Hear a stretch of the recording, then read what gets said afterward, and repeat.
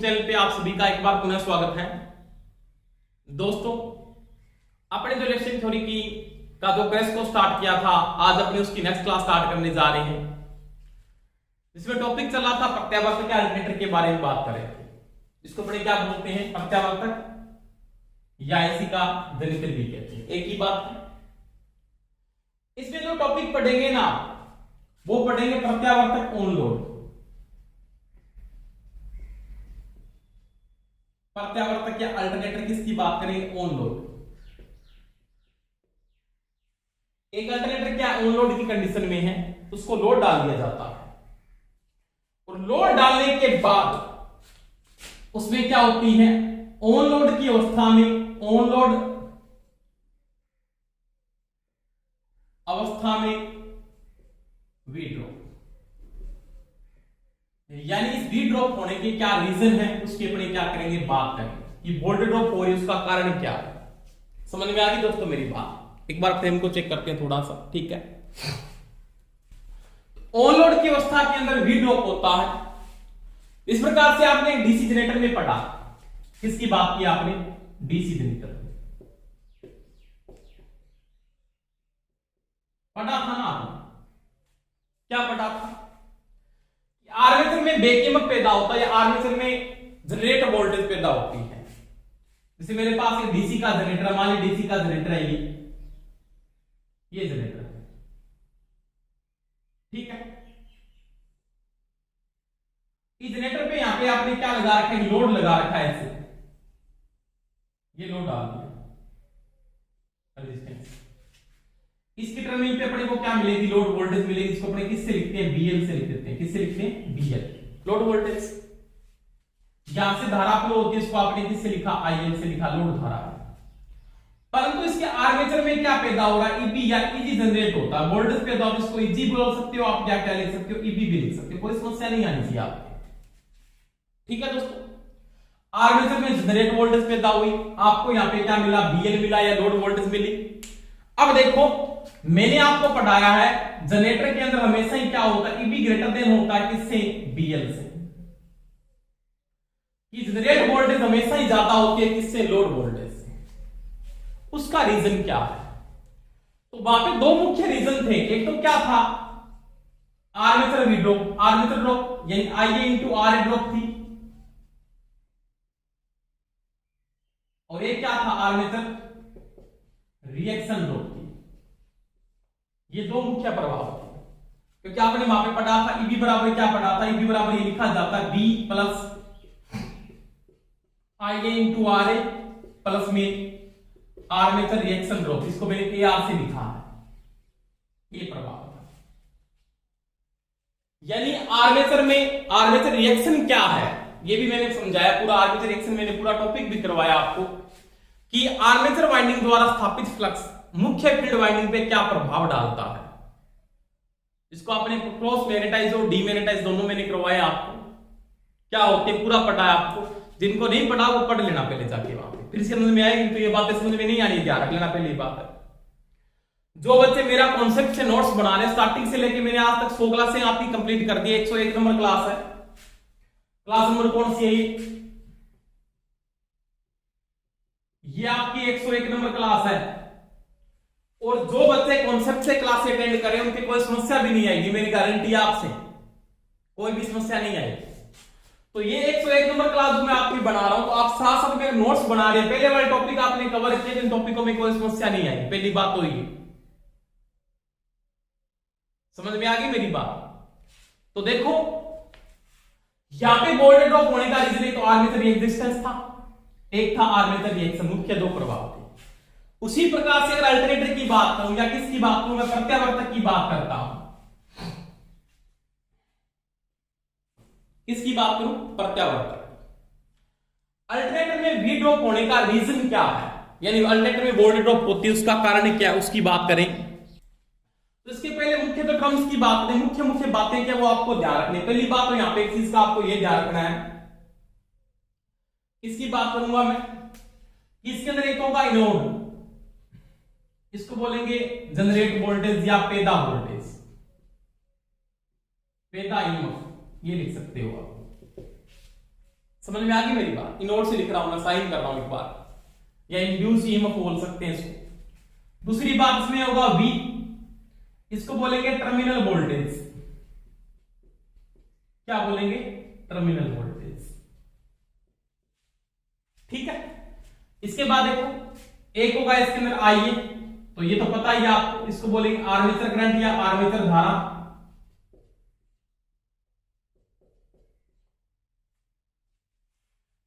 RA armature प्रतिरोध, ये तो पता आपको सभी को, वैसे तो आप ज्ञानी हो ना पूरे, और एक ज्ञानी को नहीं छोड़कर पढ़ना स्टार्ट करो सभी, ज्यादा ज्ञान मत बांटा करो। उसके बाद मैं अगर बात करूं, एक इसमें आता है, ये इंपॉर्टेंट है, ये अलग चीज है और सबने आपने पहले पढ़ रखा है। ये क्या बताना, तो ये सिंक्रोनस रिएक्टेंस, क्या बोलेंगे? सिंक्रोनस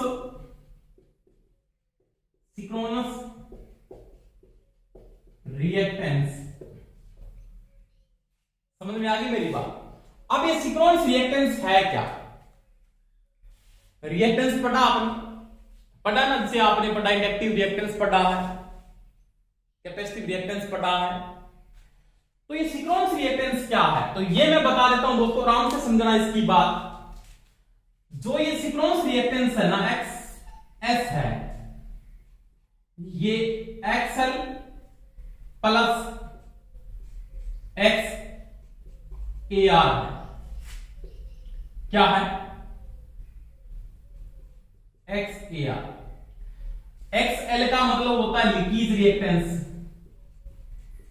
लीकेज रिएक्टेंस, और ये क्या है? ये है आर्मेचर रिएक्टेंस,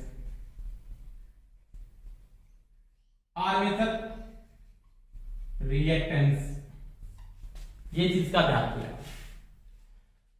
लीकेज रिएक्टेंस और आर्मेचर रिएक्शन। आर्मेचर रिएक्टेंस में तो कोई समस्या नहीं, आपको पता। आर्मेचर वाइंडिंग में इंडक्टेंस के कारण जो रिएक्टेंस पैदा होता है, एसी आई तो उसको आर्मेचर रिएक्टेंस कहते हैं। अब यहां पे स्टेटर कौन सा, आर्मेचर कौन सा, ये बातें मैंने अल्टरनेटर में आपको पूरी बता दी।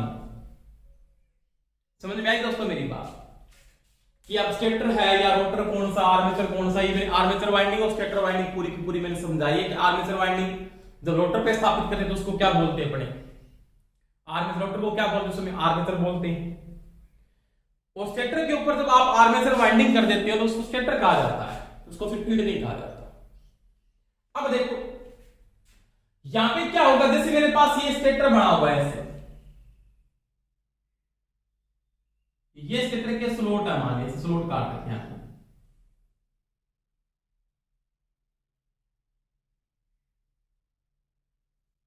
ये यहां पे आपने आर्मेचर चालक स्थापित कर दिए, चालक स्थापित कर दिए मैंने ऐसे, ठीक है। अब यहां पे क्या होगा, ये जो होगा ना इसके अंदर ये भाग, यहां पे जगह होती है खाली, उसको क्या बोलते हैं भाई? इस भाग को क्या बोलते हो आप बताना? ये इसका एयर गैप है। क्या है? एयर गैप, या इसको बोलते हैं वायु अंतराल। क्या है? वायु अंतराल। इसके अंदर क्या होगा, मानिए यहां पे रोटर है, ये रोटर है, मानिए रोटर पे आपने फील्ड की वाइंडिंग स्थापित कर रखी है, और यहां पे स्टेटर के ऊपर आपने कौन सी वाइंडिंग स्थापित कर रखी है? Armature winding.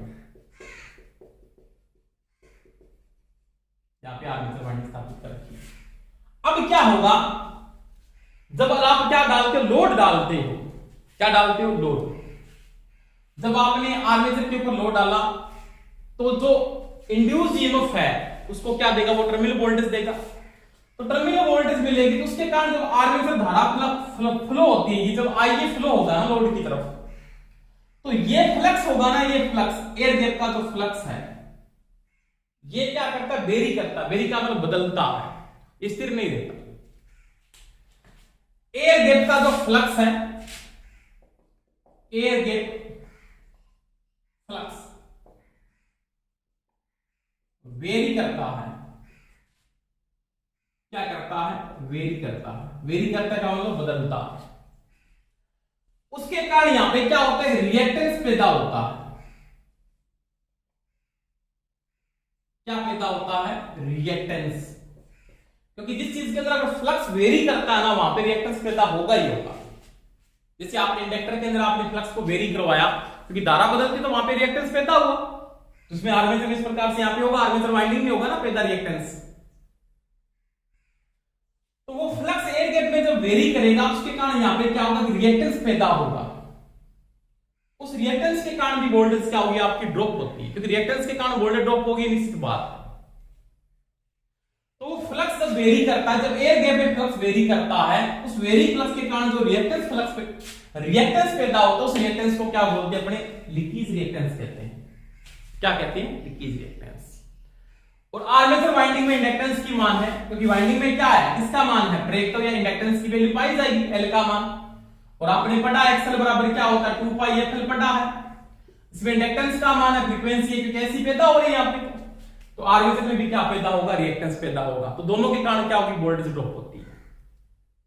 समझ में आ गई मेरी बात? यानी लीकेज रिएक्टेंस की बात करूं तो ये अलग चीज है यहां पे, ये तो आपके समझ में आ रहा है, इसमें कोई समस्या नहीं है। लीकेज रिएक्टेंस के कारण यानी फ्लक्स का वेरिएशन जब किस में होता है, एयर गैप में होता है, या जब फ्लक्स एयर गैप में क्या करता है, वेरी करता है का मतलब बदलता है, उस समय क्या होगा, उस समय यहां पर एक रिएक्टेंस पैदा होगा, उसको क्या बोलेंगे, लीकेज रिएक्टेंस कहते हैं। क्या कहते हैं? Leakage reactance. ठीक है, ये है लीकेज रिएक्टेंस। और आर्मेचर वाइंडिंग में इंडक्टेंस के कारण यहां पे भी एक रिएक्टेंस पैदा होगा, उसको बोलते हैं आर्मेचर रिएक्टेंस। ये तो आपको पता है। अब देखो, इसके बाद में अगर बात करूं तो यहां पे एक बात आपको ये भी पता होनी चाहिए, थीटा एंगल। थीटा, तो थीटा क्या है, V व I के मध्य कोण या कला कोण एक ही बात है। यानी वोल्टेज या धारा फ्लो होगी, इन दोनों के मध्य का जो कोण होगा उसको क्या बोलेंगे, थीटा। क्या बोलेंगे, थीटा। समझ में आ गई दोस्तों मेरी बात? तो ये क्या बात की आपने, ये कि आर्मेचर जब ऑन लोड आएगा तो उसमें वोल्टेज ड्रॉप होने के रीजन क्या है, इसके मुख्य तथ्य हैं अभी तक तो ये। अब देखो आराम से, अब मैंने बात की कि मेरे पास क्या एक अल्टरनेटर है, मान लिया क्या है, अल्टरनेटर। जैसे ये आर्मेचर है, मान लीजिए आर्मेचर बना, ठीक है। इस अल्टरनेटर में यहां पे वोल्टेज पैदा हो रही है, इसकी वाइंडिंग में वोल्टेज पैदा हो रही है, इसके अंदर मैंने वाइंडिंग डाल दी, वाइंडिंग है, इसके अंदर इंड्यूस ईएमएफ हुआ, ये लो, ठीक है। अब यहां पे रेजिस्टेंस, ये मैं अलग से रेजिस्टेंस दिखा रहा हूं, किसका, आर्मेचर का रेजिस्टेंस है, आरए है। समझ में आ रही मेरी बात? ये क्या आपके पास आरए है, आरए का मतलब ये क्या, आर्मेचर का रेजिस्टेंस है। यानी ये तो आर्मेचर क्या है, रेजिस्टेंस है, इसको मैंने किससे लिख दिया, आरए से लिख दिया। दूसरी बात, यहां पे मैं रिएक्टेंस लेके चल रहा हूं, यहां पे ये, इसको मैंने ले लिया सिंक्रोनस रिएक्टेंस, ठीक है। और यहां से मैंने आईए को फ्लो किया। पहली बात, यहां पे एक बात नोट कर लेना, दिमाग में सेट कर लेना, क्या, जब यहां पे लोड नहीं है, बिना भार,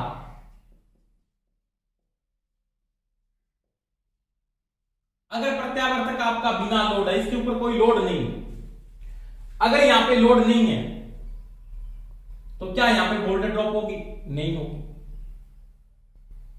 यहां पे कोई भी वोल्टेज ड्रॉप नहीं होगी, क्योंकि यहां पे जो वोल्टेज ड्रॉप होगी वो किसके बराबर होगी, तो वो होगी IA इंटू एक्सएस। यहां पे जो वोल्टेज ड्रॉप होगी वो क्या होगी, IA इंटू RA। क्योंकि बिना भार या नो लोड, इसको क्या लिख सकते हो आप, लिख सकते हो नो लोड।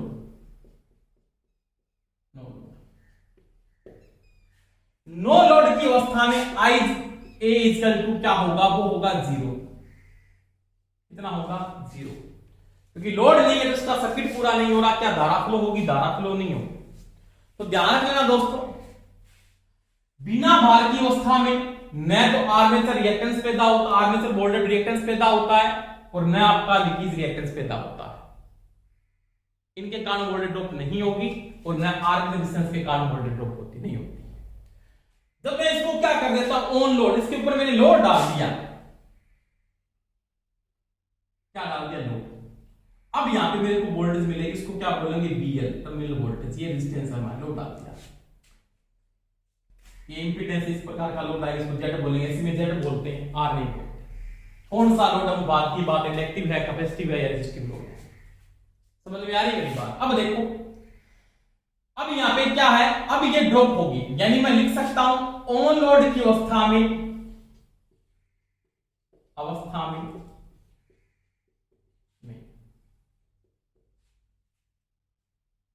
ऑन लोड की अवस्था में IA इंटू RA ड्रॉप होगा,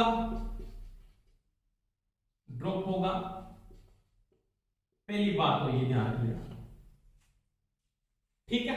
दूसरी बात, सीक्वेंस रिएक्टेंस के कारण ये भी क्या होगा, ड्रॉप होगा। तो इन दोनों के कारण क्या होगी, यहां पे वोल्टेज ड्रॉप होगी, निश्चित बात है। और तो लोड होना चाहिए, बिना लोड ये ड्रॉप नहीं होती। अब देखो, ये दोनों ड्रॉप हो गए, ड्रॉप होने के बाद मेरे को यहाँ पे वोल्टेज मिलती है बीएल। इसका मतलब यहाँ पे जो वोल्टेज पे था इसको बोलेंगे इंड्यूस वोल्टेज। इसका मतलब इंड्यूस वोल्टेज का मान हमेशा ही ज्यादा रहेगा किससे, बीएल से या बी से। वो जनरेटर वाली सेम बात है।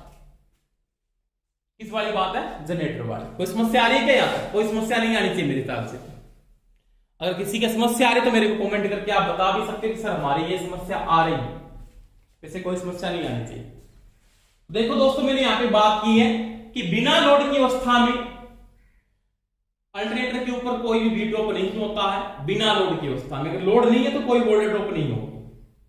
परंतु जब आप लोड डालते हो तो उसके कारण यहां पे क्या होगी, वोल्टेज ड्रॉप होगी। उसका पहला प्रभाव होगा रिएक्टेंस के कारण, ठीक है। किसके कारण, रिएक्टेंस के कारण। यानी जो रिएक्टेंस है उसके कारण हो रहा है लीकेज रिएक्टेंस हो गया, और एक हो गया आर्मेचर रिएक्टेंस के कारण हो रहा है। दो प्रभाव रिएक्टेंस के, लीकेज रिएक्टेंस और आर्मेचर रिएक्टेंस के कारण। और दूसरा होगा यहाँ पे आर्मेचर प्रतिरोध, और एक होगा आर्मेचर रिएक्शन के कारण। एक और चीज आएगी, आर्मेचर रिएक्शन वी ड्रॉप। तो ये तीन कारणों से यहाँ पे क्या होती है, वोल्टेज ड्रॉप होती है। IA इंटू RA ड्रॉप के कारण, ये रिएक्टेंस वोल्टेज ड्रॉप के कारण, और आर्मेचर रिएक्शन के कारण वोल्टेज ड्रॉप। ये आर्मेचर रिएक्शन है, क्या है, रिएक्शन। ये रिएक्शन है, इसको आर्मेचर प्रतिक्रिया प्रभाव बोलते हैं। तो तीन कारणों से वोल्टेज ड्रॉप होती है। तीनों कारणों की वोल्टेज ड्रॉप होती है, उसका पढ़ेंगे फेजर। इसके बारे में बात करें, इसके फेजर के बारे में बात करेंगे। तो ये आपके समझ में आ गई होगी बात कि बिना लोड इसके ऊपर वोल्टेज ड्रॉप नहीं होती है, ऑन लोड ही होती है। उसका रीजन क्या है वो बात करेंगे, ठीक है दोस्तों। देखो, इसके बाद अपने इसकी ऑन लोड अवस्था में इसके फेजर की मैं अगर बात करूं, आराम से समझेंगे, पूरी डीपली मैं समझाऊंगा, कोई समस्या नहीं आनी चाहिए आपकी।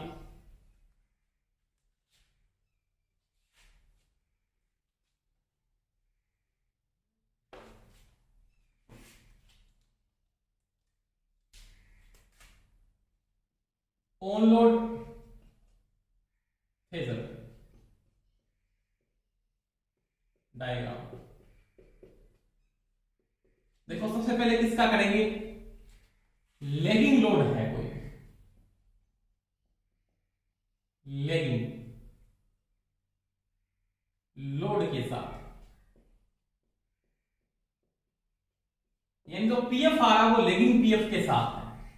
पावर फैक्टर जो आ रहा है, यानी पीएफ यानी पावर फैक्टर का जो मान आ रहा है वो कौन सा आ रहा है, वो लेगिंग या पश्चगामी आ रहा है।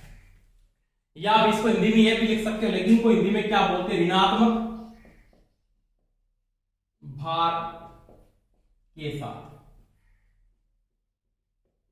ये जो लोड है वो कौन सा है, लेगिंग पावर फैक्टर का लोड है।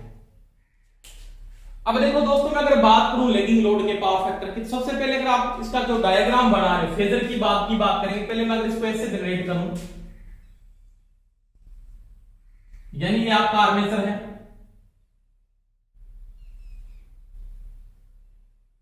ये आर्मेचर रेजिस्टेंस के कारण वोल्टेज ड्रॉप हो रही IA, ये इसका रिएक्टेंस हो गया X, सिंक्रोनस रिएक्टेंस, और यहां पे आपने डाल दिया कोई भी एक लोड है, लोड या भार। इसके मध्य वोल्टेज का मान आपके पास है VL, बी लिख देता हूं, उसका VL की जरूरी नहीं, लोड वोल्टेज। और यहाँ पे तो वोल्टेज पैदा हो रही है इसके अंदर, वो इनवर्ड इंड्यूस वोल्टेज, ठीक है। और यहाँ पे जो करंट फ्लो हो रहा है उसका मान आई, ठीक है, कोई दिक्कत नहीं। अब देखो, अब यहाँ पे जो लोड है वो भार कौन सा आपका, यहाँ पे जो भार है वो जेडल प्रकार का इंडक्टिव लोड है। जेडल का मतलब यहाँ पे जो लोड होगा वो इंडक्टिव, उसका पावर फैक्टर क्या होगा, लेगिंग होगा। क्या होगा, लेगिंग। अब देखो, अगर पावर फैक्टर आपका लेगिंग है, उसके फेजर की मैं अगर बात करूं, इसके बाद उसके फेजर की डायग्राम की मैं अगर बात करता हूं, तो लेगिंग पावर फैक्टर का जो फेजर बनता है वो मैंने समझाया थ्योरी। अगर मेरा टॉपिक ऐसी थ्योरी आपने पढ़ी तो आपकी कोई समस्या भी नहीं आएगी, पूरा डीपली मैंने समझाया आपको। देखो, जैसे ये आपका यहाँ पे क्या मेरे पास V है, क्या है V का मतलब वोल्टेज, ठीक है। और इसके साथ अगर लेगिंग का डायग्राम बनाऊं तो वैसे बनेगा, तो ये क्या होगा आपका I, ये होगा, ये आपका ये होगा, यानी ये थीटा एंगल होगा ना, बी और आई के मध्य का जो कोण है वो आपका पावर फैक्टर होता है, थीटा एंगल होता है। मैंने अभी आपको लिखा है कॉन्सेप्ट के अंदर, धारा और वोल्टेज के बीच का कोण वो आपका पावर फैक्टर। ये जो डायग्राम मैंने फेजर बनाया वो लेगिंग का बनाया, धारा पिछड़ रही है, धारा आपकी राइट हैंड साइड आनी चाहिए मेरे साइड लेगिंग के साथ। अब देखो, ये IA और V के मध्य का जो एंगल है वो क्या, थीटा एंगल लेगिंग है। इसका मतलब जो लोड है वो कौन सा, इंडक्टिव लोड है, यहाँ पे लेगिंग पावर फैक्टर प्रदान करेगा। प्योर इंडक्टिव तो नहीं है, प्योर इंडक्टिव तो 90 डिग्री आता, क्योंकि प्योर इंडक्टिव का जो फेजर बनता है वो क्या डिग्री का बनता है, वो बनता है 90 डिग्री का, अगर वो प्योर इंडक्टिव आपके पास लोड है। तो इंडक्टिव लोड के अंदर आपकी धारा क्या होती है, पिछड़ती है, वोल्टेज क्या होती है, आगे होती है। ये मैंने समझाया इस थ्योरी में, पूरा कॉन्सेप्ट समझाया। जो बच्चे मेरी क्लासें लगा रहे नहीं मेरे, उनके कोई समस्या नहीं आने वाली, ठीक है। जो मेरे रेगुलर मेरे से क्लासेस जिन्होंने अटेंड की है उनकी कोई समस्या नहीं आएगी इसके अंदर। अब देखो, अब क्या हुआ, यहां पे वोल्टेज ड्रॉप हो रही है इसके अंदर यहाँ पे, और ये ड्रॉप है वो IA into R है, ये रेजिस्टिव लोड है, क्योंकि आर्मेचर तो रेजिस्टेंस है वो रेजिस्टिव लोड है। अब रेजिस्टिव लोड की वोल्टेज के साथ जो ड्रॉप होती है ना, V होती है, जो I होती है ड्रॉप, वो क्या होती है, उसके साथ इन फेज होती है हमेशा, यानी ये इसके साथ क्या रहेगी, बिल्कुल इन फेज रहेगी। यानी तो V का डायग्राम आपने यहाँ पे जो बनाया है, इसकी तो V ड्रॉप है यहाँ पे, ये तो V था, और V के साथ IA into R ड्रॉप रहती है, वो क्या रहती है, इन फेज रहती है। इसका डायग्राम मैं ऐसे बना सकता हूं, इस टाइप से, ये क्या होगा आपके पास IA into IA into R कौन सा लोड है, रेजिस्टिव लोड है, और रेजिस्टिव लोड मुख्य वोल्टेज के साथ क्या रहता है, इन फेज रहता है। यानी ये बिल्कुल इसके साथ क्या रहेगा, इन फेज का डायग्राम है, इसका इन फेज का फेजर बढ़ेगा। अब देखो, ये इंडक्टिव लोड है IA into X, ये भी वोल्टेज को ड्रॉप करेगा। ये वोल्टेज ड्रॉप का एंगल है, किसका है, वोल्टेज ड्रॉप। अब वोल्टेज ड्रॉप होगी ना, तो वोल्टेज ड्रॉप का जो एंगल आप निकालते, सीरीज सर्किट में आपने पढ़ा है V ड्रॉप, क्योंकि रेजिस्टिव लोड के साथ आपने पढ़ा, ये जो डायग्राम बनता है ना यहाँ पे, मैंने कहा V के साथ RA का, तो RA की जो ड्रॉप होती है IA into RA आपने लिया, तो यहाँ पे जो R होता है वो इसके साथ इन फेज रहता है। जैसे मैं यहाँ पे ये भी लिख सकता था ना, यहाँ पे ये मान लीजिए VT है, तो VT के साथ यहाँ पे BR इन फेज रहेगा, यही रहेगा ना। इसके साथ यहाँ पे धारा, यहाँ पे इसके साथ इन फेज रहती है, परंतु यहाँ पे जो डायग्राम ये बनता है ना, ये किसका बनता है, BL लीड कर जाता है, क्योंकि लेगिंग के साथ चलना पड़ेगा ना अपने को, लेगिंग का BL आगे जाएगा नहीं जाएगा, बिल्कुल जाएगा। इंडक्टिव लोड के अंदर, इसके अंदर देखो, इसमें तो इसके साथ इन फेज चल रहा है, और इसके साथ जो फेजर जाएगा वो 90 डिग्री जाएगा, ऐसे 90 डिग्री लेगिंग के साथ। वोल्टेज आगे निकल जाएगी, धारा पिछड़ जाएगी, धारा पिछड़ रही है, यही होता है ना। तो ये जो होगा वो क्या होगा आपका IA into क्या होगा X। ये मैंने समझाया पूरा डीपली आपको, जो टॉपिक मेरे से पढ़ गए उनके कोई समस्या यहाँ पे आने वाली नहीं, पहली बात हुई। अब देखो, ये क्या होगी आपकी रिएक्टेंस ड्रॉप है, क्या है रिएक्टेंस, वो 90 डिग्री का है, इसको BL बोलते हो ना, BL का फेजर ऐसे ही बढ़ता है। तो वो रिएक्टेंस वोल्टेज ड्रॉप कर रहा है यहाँ पे, कौन सी ड्रॉप कर रहा है, रिएक्टेंस वोल्टेज ड्रॉप। और रिएक्टेंस की जो वोल्टेज ड्रॉप है वो IA into क्या XX, सिंक्रोनस रिएक्टेंस हो रहा है, ये क्या आर्मेचर धारा है। समझ में आ गई दोस्तों मेरी बात। तो ये आपका सिक्वेंस रिएक्टेंस हो गया, और आर्मेचर धारा के कारण ये जो जा रहा है वो 90 डिग्री कर रहा है एंगल के साथ, और ये इसके साथ क्या इन फेज। अब देखो इसका जो फेजर बनाओगे तो ये इसका क्या बन जाएगा, करने से मिल जाएगा इसके साथ ये यहां पे से। तो ये आपका सिक्वेंस रिएक्टेंस के कारण वोल्टेज ड्रॉप हो रही है। अब देखो यहां पे ये जो होगा ये इसका क्या होगा, करंट होगा, क्या होगा, करंट। अब तो ये करंट की वैल्यू आ रही है ना, ये वाला करंट, ये जो इसका करंट है ये वाला, वो आर्मेचर में क्या इंड्यूस वोल्टेज है, क्या है इंड्यूस वोल्टेज। इसको मैं क्या लिख सकता हूं, इंड्यूस वोल्टेज। समझ में आ गई दोस्तों मेरी बात। तो ये तो आपके कारण रिएक्टेंस के कारण वोल्टेज ड्रॉप हुई, ये आर्मेचर रेजिस्टेंस के कारण वोल्टेज ड्रॉप हुई। अब देखो इसके फेजर की अगर बात करूं तो इसको मैं आगे ऐसे भी बढ़ा सकता हूं, यहां पे इस प्रकार से, ये चीज ठीक है।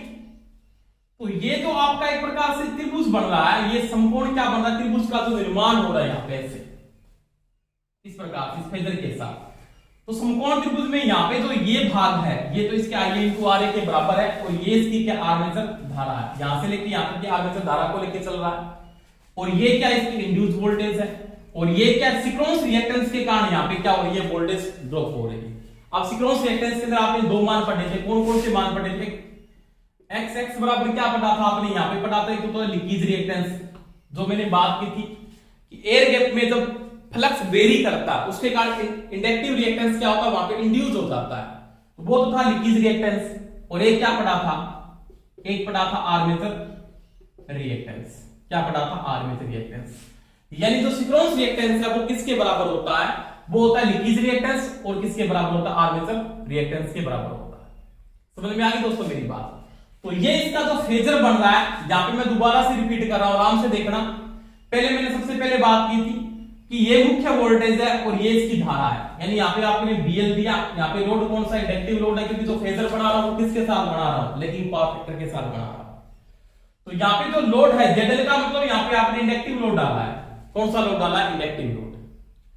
इंडक्टिव लोड के साथ V और I के मध्य IA का मतलब मुख्य धारा फ्लो हो रही है, V का मतलब टर्मिनल वोल्टेज का मान है, उन दोनों के बीच में जो थीटा एंगल आता है वो लेगिंग का आता है, क्योंकि V का ग्राफ आपके पास ये है, IA का ग्राफ ये है, तो धारा पिछड़ रही है, वोल्टेज क्या आगे।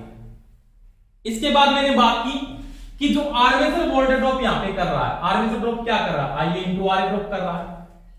अब आर्मेचर में ये क्या रेजिस्टिव है, इसका मतलब ये रेजिस्टिव लोड है, कौन सा लोड है, रेजिस्टिव लोड है, और रेजिस्टिव लोड के अंदर धारा वोल्टेज क्या रहती है, इन फेज। तो मैंने V के साथ इसका ग्राफ क्या बना दिया, इन फेज का बनाया, कि वोल्टेज के साथ ये क्या रहेगी, हमेशा इन फेज रहेगी।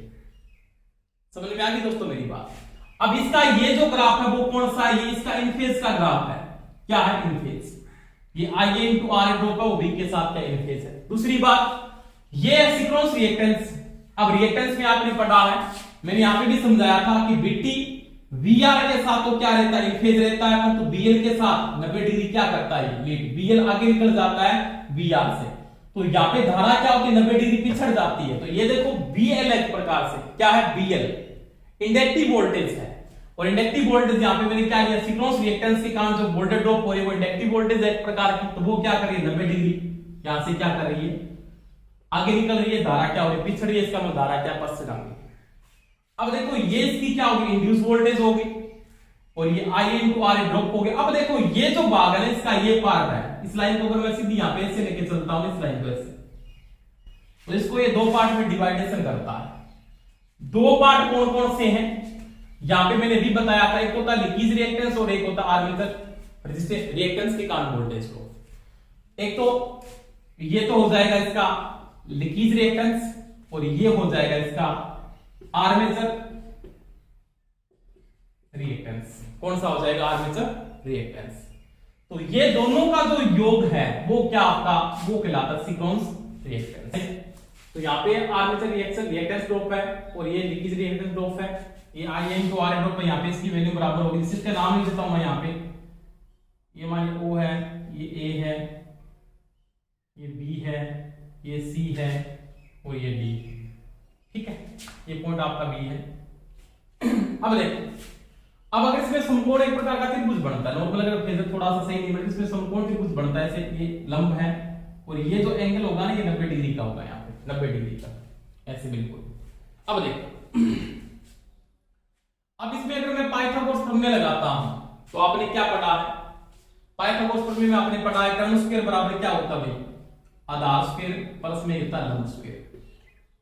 इसका देखो आधार क्या है, कर्ण इसका क्या, कर्ण तो ये हो गया, ये तो इसका कर्ण है, ये आधार है और ये इसका लंब है। तो कर्ण में क्या, इंड्यूस वोल्टेज इसकी स्क्वायर, आधार क्या, तो आधार इसका क्या है, ये इसका आधार है ना। आधार की जो वैल्यू आ रही है, आधार में इसकी वैल्यू का मान क्या है, तो आधार आपका क्या है यहाँ पे, तो आपका जो आधार होगा, ये आधार स्क्वायर में आप क्या लिखोगे, आधार आपके पास क्या, ओ ए, यहां से लिखिए ओ ए प्लस, सॉरी इसका मान मैं पी कर देता हूं, मान लिया ये ओ है, तो इसको लिखते हैं ओपी प्लस पी ए का स्क्वायर प्लस हो जाएगा ये लंब स्क्वायर में, लंब क्या आपके पास ए बी प्लस ये क्या है बी डी का स्क्वायर, ठीक है। आधार क्या, ओपी प्लस पी ए का स्क्वायर प्लस लंब क्या है, लंब देखो A B plus B D का स्क्वायर, ठीक है। अब देखो आपने ये पढ़ा है, क्या पढ़ा है, साइन थीटा बराबर कोस थीटा बराबर क्या होता है, आधार बटा कर्ण होता है, आधार बटा कर्ण, ठीक है। आप क्या लिख सकते हो, जो आधार का मान है, यानी आधार बराबर क्या हो जाएगा, कि आपके पास जो कोस की वैल्यू आ रही है, आधार बटा क्या होता है, कर्ण होता है, कि कोस फाई बराबर क्या आपके पास आधार बटा कर्ण है, तो आधार बराबर क्या हो जाएगा आपके पास, तो आधार बराबर हो जाएगा आपके पास कोस इनटू में क्या हो जाएगा कर्ण, तो ये तो हो जाएगा आधार बराबर। तो क्या आपने क्या पढ़ा है, लाल बटा कक्का होता है ना, लाल बटा कक्का, तो आधार बटा कर्ण, साइन का बराबर क्या होता है, साइन का बराबर होता है आपके पास क्या, लंब बटा कर्ण, तो लंब किसके बराबर हो जाएगा, साइन थीटा इनटू में क्या हो जाएगा कर्ण, तो ये आ जाएगी, समझ में आ गई मेरी बात, साइन थीटा इनटू क्या हो जाएगा, वो कर्ण हो जाएगा। आपके पास यहाँ पे जो वैल्यू में अगर मान लिखता हूं तो ओ ए की वैल्यू है, यानी ओ ए का मान है आपके पास, वो क्या है, उसकी वैल्यू यहाँ पे क्या करोगे, पुट अप कर दोगे, ओ ए की वैल्यू क्या आ रही है, उसके साथ साइन थीटा का मान कितना आ रहा है, उसके बाद कोस थीटा की वैल्यू कितनी आ रही है, वो आपको यहाँ पे क्या करनी है, नोट करनी है। तो देखो मेरे पास आधार की जो वैल्यू, ये v का मान है और v के साथ ये क्या आपके पास, तो ये होगा i इंटू आर ही होगा ना इसके बराबर, तो वैल्यू ये तो i इंटू आर होगा। आप क्या लिखोगे, आधार में क्या लिखोगे, देखो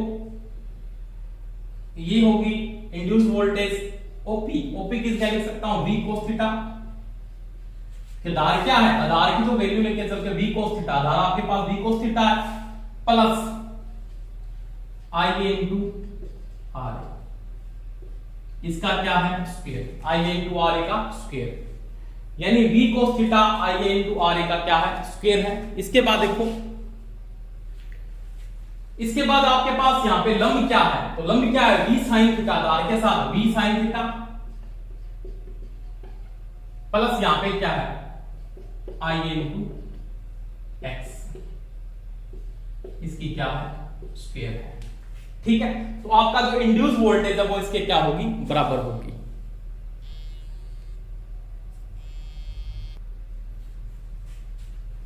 देखो यहां पे तो ये फेजर पड़ेगा v cos थीटा, आधार के साथ v cos थीटा, यहां पे वैल्यू आ जाएगी v cos theta plus i into R A plus i into R A, v sin theta लंब के साथ इंटू i इंटू x, ठीक है। अब देखो इनवर्ट इक्वल टू हो जाएगा इंड्यूस वोल्टेज बराबर हो, इसका स्क्वायर टाउ, इसमें क्या लग जाएगा, रूट लग जाएगा पूरे पे, तो v cos theta plus i into R A, इसका square plus v sin theta plus i into X, इसका क्या स्क्वायर, तो ये आपके पास क्या होगा, इसके इंड्यूस वोल्टेज के बराबर होगा।